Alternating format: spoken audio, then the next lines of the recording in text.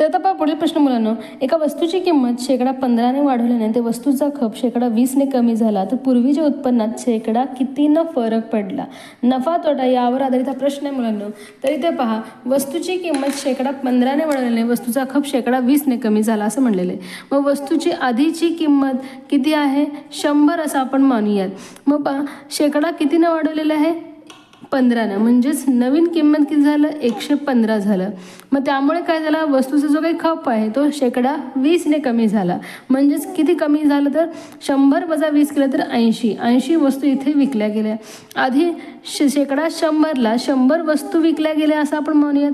मग इथे पहा, इथे विक्री किंमत काय होणार आहे? एकूण 10,000 होणार आहे.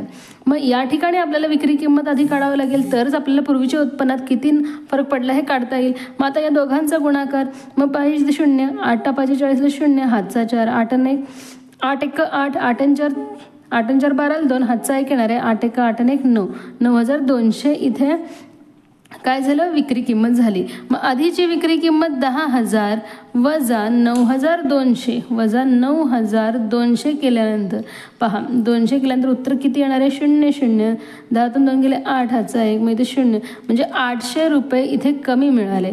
मग पहा 800 रुपये भागिले 10,000 आणि गुणिले 100 आपल्याला करायचं आहे. हे 2 0, हे 2 0 गेले, हे 2 0 2 0 गेले, किती राहतं? 8% इथे घट झाला. 8% घट झालेले विद्यार्थ्यांनो. मग पहा 8% घट कुठे दिले? 2 नंबरच्या पर्यायामध्ये, म्हणजे या पर्यायाला विद्यार्थ्यांनो तुम्हाला गोल करायचे. तर पहा आणखीन एकदा मी ते एक्सप्लेन करते. आधी 100 वस्तू इथे 100 खप होत होता असं आपण मानूयात. मग त्याची विक्री किंमत किती झाली? 100 × 100 10,000. 15ने इथं वाढवलेली किंमत, मग त्यामुळे काय झालं? खप 100चा 20% कमी झाला. मग 100चा 20% म्हणजे 80 होतं. म्हणजेच 115 × 80 केल्यानंतर इतकी किंमत आली. ही नंतरची काय आहे? विक्री किंमत, ज्यावेळेस 15ने वस्तूची किंमत वाढवली तेव्हा. मग या दोघांतील फरक आपण काढलं, 800 आलं. मग हे घट आपल्याला दाखवत आहे, कारण पहा आधी 10,000 मिळत होते, नंतर 9,200 मिळाले, मग 800 कमी मिळाले. शेकडा तोटा झाला इथे. मग शेकडा तोटा आपण कसं काढतो? तोटा भागिले काय? किंमत, म्हणजेच खरेदी किंमत, म्हणजे आधीची किंमत इथे आपल्याला घ्यावं लागेल, कारण आधीची आपल्याला तुलना करायची होती, आणि गुणिले 100 केलं. मग आता पहा हे सगळे 0 कॅन्सल झाल्यानंतर 8 राहिलं, म्हणजेच 8% इथे घट झालं. 8% काय झालं? घट झालं.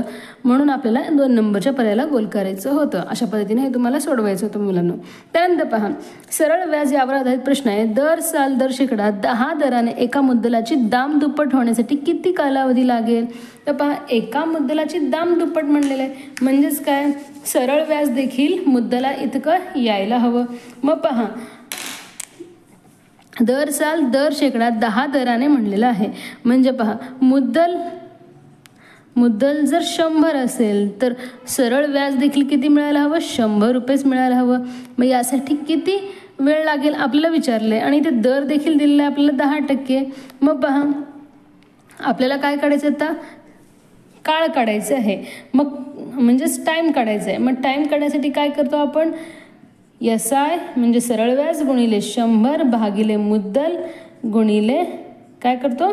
तर दर करतो. मग बाहेर 100 तर कॅन्सल, आणि 10 10 100, म्हणजे दाम दुप्पट होण्यासाठी किती वेळ लागेल? 10 वर्षे. 10 वर्षे इतका वेळ लागेल. मग पहा 10 वर्षे कुठं दिलेलं आहे? 1 नंबरच्या पर्यायामध्ये. हे असणार आहे या प्रश्नाचं बरोबर उत्तर. तर एका मुद्दलाची, एखाद्या कोणत्याही मुद्दलाची दाम दुप्पट होणे म्हणजेच काय?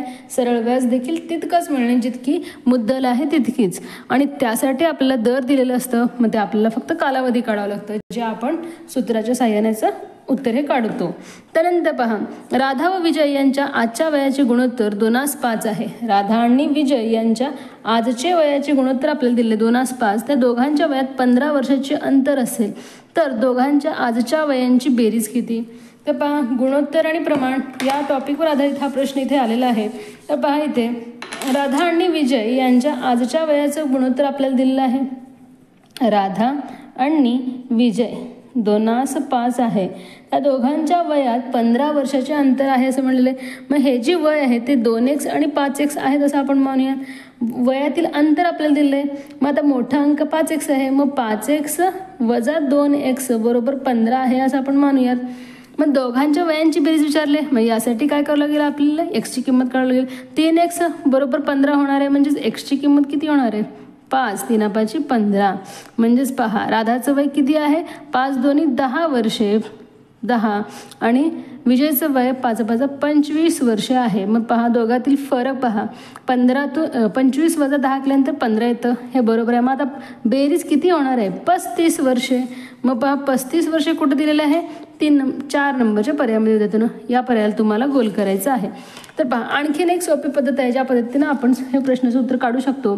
तर इथे वयातील जे काही गुणोत्तर दिलेलं आहे, इथं वयात अंतर सांगितलेलं आहे. अंतर म्हणजे काय, फरक, फरक म्हणजे काय, वजाबाकी. मग हे जे काही गुणोत्तर आहेत त्याच्यातून आपलं काय करायचं आहे, 5तून 2 घालवायचे, 3 उत्तर येतं. 3 जर आपण याला भागलं तर काय होतं, 3 5 15, इथे 5 उत्तर येतं. मग इथे काय करायचं, राधाचं वय 2 5 10 वर्षे आणि 5 5 25 वर्षे. म्हणजे दोघांची बेरीज आपल्याला करून आपलं उत्तर हे मिळतं. तर जितके जास्त तुम्ही सॉल्व्ह कराल तितक्या तुम्हाला हे गोष्टी लक्षात येतील आणि हे सगळं तुमच्या लक्षात येईल. त्यानंतर पहा खालपैकी अयोग्य विधान ओळखा म्हणले 2 पर्याय देखील निवडायचे. समभुज चौकोनाचे सम्मुख कोन एकरूप असतात. समभुज चौकोन सम्मुख कोन एकरूप असतात म्हणलेले. मग समभुज चौकोनामध्ये काय असतं, प्रत्येक कोन हे सारखेच असतात. मग सम्मुख कोन देखील एकरूप असणार, हे बरोबर आहे. त्यानंतर आपलं अयोग विचारले, समांतरभुज चौकोनाचे कर्ण परस्परांना दुभागतात.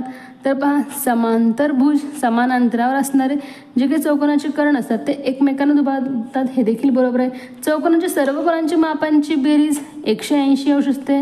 तर पहा हे विधान चुकीचं आहे, कारण चौकोनाच्या सर्व कोणांच्या मापांची बेरीज किती असते, 360 अंश. कारण चौकोनामध्ये प्रत्येक कोण काय असतो, काटकोन. चौकोनाचे 4 कोण असतात, म्हणजे 9 चौक 36, 360 अंश इथे असणार आहे. म्हणून हे अयोग्य आहे, म्हणजे या पर्यायाला त्यातून तुम्हाला गोल करायचं आहे. आयताचे कर्ण एकरूप नसतात म्हणलेलं आहे. तर पहा हे विधान चुकीचं आहे, कारण आयताचे कर्ण काय असतात, एकरूप. म्हणजे हे देखील पर्याय बरोबर असणार. 3 आणि 4 नंबरच्या पर्यायाला तुम्हाला गोल करायचं आहे मुलांना. अशा पद्धतीनं इथे 4 नंबरचा पर्याय बरोबर असणार आहे. तर आता पहा पुढील प्रश्न, 4x आणि 49 या संख्या प्रमाणात आहेत, तर एक्सची किंमत किती. हो 4x आणि 49 या संख्या प्रमाणात आहेत म्हणलेलं आहे. म्हणजेच विद्यार्थ्यांनो इथे काय करायचं आपल्याला, हे 3 संख्या प्रमाण आहेत. ज्यावेळेस 3 संख्या प्रमाणात असतात त्यावेळेस आपल्याला प्रश्न कशा पद्धतीनं सोडवायचा आहे, जो काय मधल्या संख्येचा वर्ग असतो तो इतर 2 संख्यांच्या गुणाकाराच्या उत्तरा एवढे असतो. म्हणजेच एक्सचा वर्ग बरोबर 4 गुणिले 49 इथे असणार आहे. मग पहा 4 9 36 ला 6 3, 4 चौक 16 17 18 19, म्हणजे 196 एक्सचा वर्ग आला. म्हणजेच एक्स किती असणार आहे, वर्गमुळामध्ये 196. मग 196 कुणाचा वर्ग आहे, 14चा. म्हणजे एक्सची किंमत काय आली, 14 आलेली आहे. मग पहा 14 कुठं दिलेलं आहे, 14 3 नंबरच्या पर्यायामध्ये, म्हणजे याच पर्यायाला तुम्हाला गोल करायचं आहे. त्यानंतर सोडवा म्हणलेलं आहे. 2चा घातांक 8 बरोबर 4m चा घातांक 2. मग पहा घातांकाचा घातांक आहे इथे, मग घातांकाचा घातांक असेल तर काय होतं, तिथे गुणाकार होतो. मग इथे 8 येण्यासाठी म्हणजे दोन्ही बाजू सारख्या होण्यासाठी mची किंमत किती असायला हवं, 4. 4 2 8 होणार आहे. म्हणजे 2 नंबरचा पर्याय इथे बरोबर असणार आहे. याच पर्यायाला तुम्हाला गोल करायचा आहे. धन्यवाद.